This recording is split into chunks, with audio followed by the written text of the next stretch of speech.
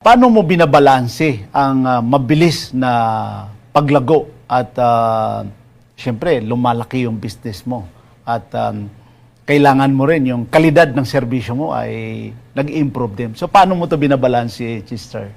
Alam mo, Yusek Gani, ang ganda ng AI technology po right now. Okay. Many people, ang tingin nila pag lumalaki ang negosyo, dapat dumadami ang tao. Oo.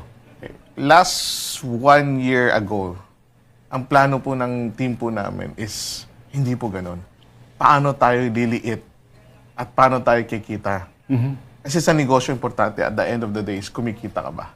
That's our play. Hindi ko kami naghabol ng malaking revenue tas zero profit or negative profit. Oh, hindi naman pwede yun. May negosyo pong gano'n ang laro.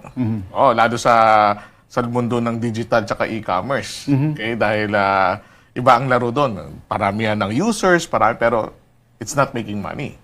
Okay? Pero ang laro po namin kasi, I'm a startup. Bootstrap po ako.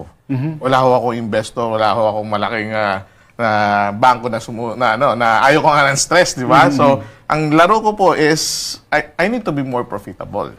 And so that my people and my team will enjoy also. So, ang goal po namin is paliitin po. Diba? Habang lumala kami, pero ang mindset po namin, paliitin ang operation expense using AI technology.